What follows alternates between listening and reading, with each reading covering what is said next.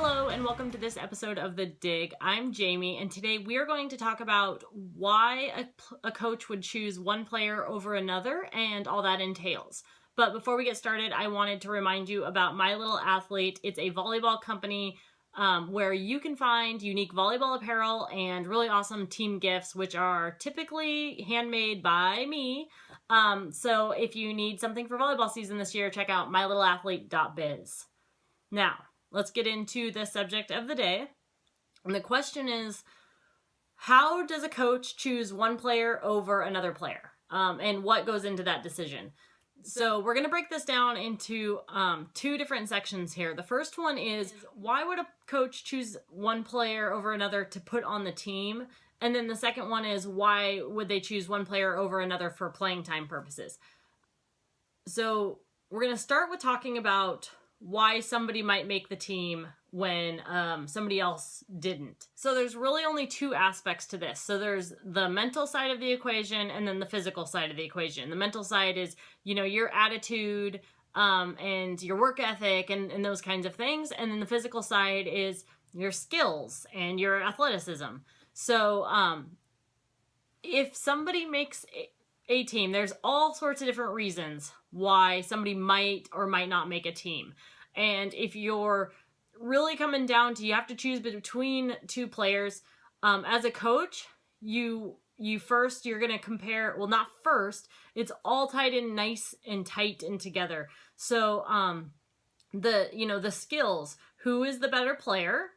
And then also, what does the team need? So if the team already has like 4 setters and you have a choice between a setter and an outside, well, then the outside has the advantage because you don't need any more setters.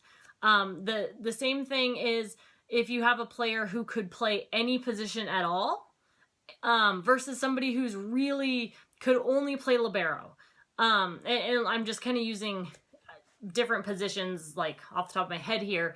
But if you have somebody who can play anywhere at any given time, they're going to have the advantage over somebody who can really only be a sub in one spot on the team.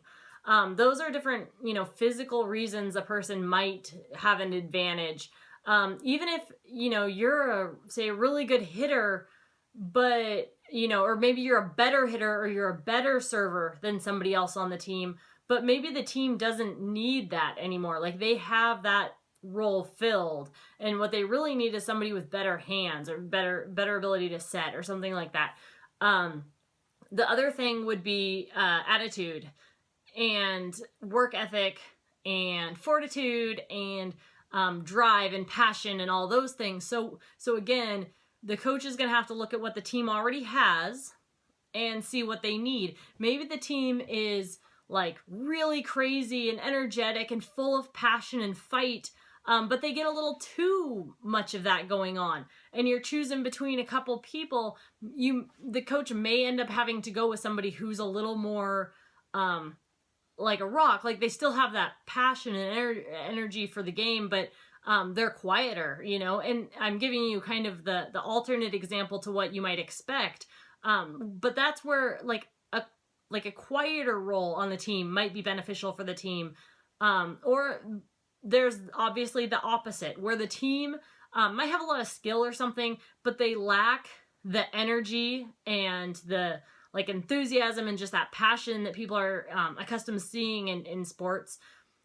And so you might have a team that has a whole bunch of skill, but they really need that person who maybe isn't as skilled as somebody else, but they can bring that energy and passion to the game. And they can be the igniter for the team instead of somebody who maybe has some skills but really doesn't have any of the passion. So those are kind of the ideas behind why somebody might make a team over somebody else. Obviously, if you're like exceptionally good and you like work super hard, like all those like mental things are checked off and all the physical things are checked off, well, then you're probably going to make a team. Where it starts to get really hard is when you have two people that are very similar. And so then you're looking at like, it really comes down to what does the team need And it has a lot less to do with, it has a lot to do with the person, but it's a lot more out of their control, if that makes sense. So if the team needs, what the team needs is usually what the coach is going to go with. So that's, some of the insight on how one person makes a team over another. Now, a whole different thing is how does a coach decide who gets playing time over another? Still comes down to, the physical aspect and the mental aspect of the players. But here we're talking a little bit differently. So you're already on a team. We assume that that you are skilled enough to be on the team and you have a good enough attitude to be on the team. So one person, you will get to play if you are really, really good. It's pretty rare that you won't get to play. You would have to have a really bad attitude, have really, problems with drama, and if you're really, really good, then the mental side you have to be really bad at for a coach to not play you anymore. Obviously, if you're causing problems when you're out there, well, then you're not gonna get to play. But if you are out there and you are working pretty hard and you're just super good, well, then you're probably gonna get to play.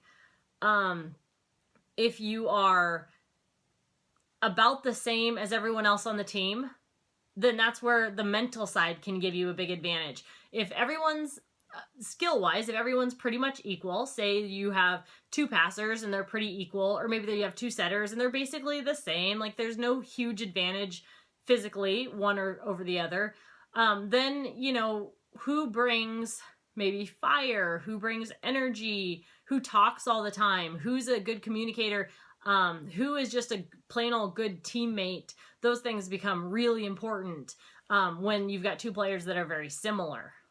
I think, that's about it. It all boils down to a balance of the physical side and the mental side of the game, and where your coach puts emphasis. So some coaches put a huge emphasis on the physical side.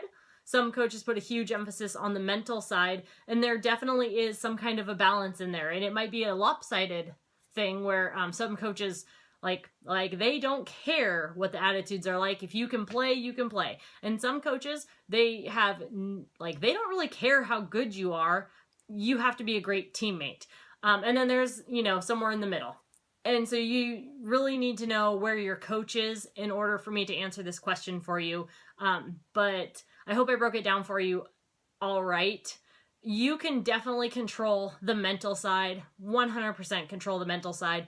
And so if you are really, on a scale of 0 to 10, 10 being the best teammate in the planet, if you're a 10, well, then you've given yourself an advantage. And then the physical stuff, the skills and stuff, they'll come, and you just have to work really hard on those. But they both have to be there physically and mentally for your team to be successful and for you to be successful. So hope I was able to answer that a little bit.